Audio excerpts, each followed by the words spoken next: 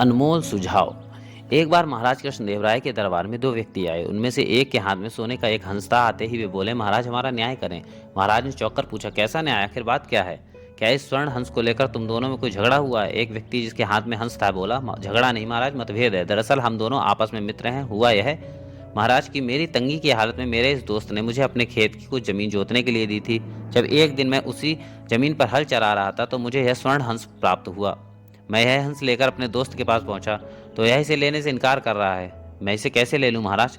जब मैंने वह जमीन अपने मित्र को दी थी तो उसमें से उत्पन्न होने वाली हर चीज पर इसी का हक है, किंतु जमीन तो इसकी है महाराज, मगर वह जमीन मैं इसे दे चुका हूँ। इस प्रकार दोनों अपनी अपनी बात पर अड़े हुए थे। महाराज भी उनकी सच्चाई से अत्यधिक प्रभावित हुए। उनके समक्ष ऐसा मुकदमा पहली बार आया था जिसमें ना कोई चोर था और ना ही साहूकार।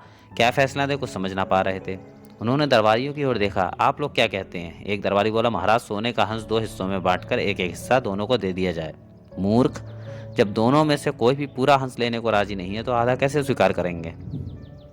दरबारी सिट पिटाकर चुप हो गया। फिर एक अन्य दरबारी बोला, महाराज आप इनसे ही पूछें कि ये क्या चाहते हैं। मेरी राय में तो इस हंस को राजकोष में जमा करा देना चाहिए, क्योंकि धरती से निकली संपत्ति पर राजा का अधिकार होता है। हम ऐसा ही करते यदि ये लोग चोरी से संपत्ति को अपने पास रख लेते, किंतु उन दोनों में से कोई लालची नहीं है, बल्कि दोनों ही सच्चे और ईमानदार हैं। अतः इस संपत्ति का कुछ ऐसा प्रयोग हो जिससे इन दोनों मित्रता की मिसाल कायम हो जाए।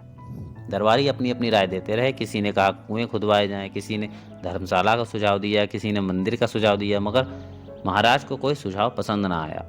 फिर उन्होंने तेनालीराम की ओर देखा। इशारा पाकर तेनालीराम बोले, महाराज मेरा निवेदन है कि इस हंस को जौहरियों से मोल लगवाकर स्वयं खरीद लें तथा उस हंस से इन दोनों की मित्रता के नाम पर एक स्वर्ण हंस उद्यान का निर्माण हो, जिसमें छायादार वृक्ष व दुर्लभ फल फूल वाले पौधे हों। उद्यान में एक शानदार सरोवर हो जिसमें दो सफेद हंस तैर रहे हों। महाराज, जब तक स्वर्ण उद्यान कायम रहेगा तब तक इनकी दोस्ती की मिसाल कायम रहेगी।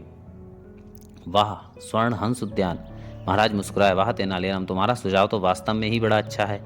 हमारा फैसला भी यही है कि इस हंस की कीमत के धन से स्वर्ण हंस उद्यान बनाया जाए। तेनालीराम के इस अमूल्य सुझाव का पूरे दरबार ने समर्थन किया और यह पहला अवसर था जब उनसे ईर्ष्या रखने वालों ने भी इनकी जमकर प्रशंसा की।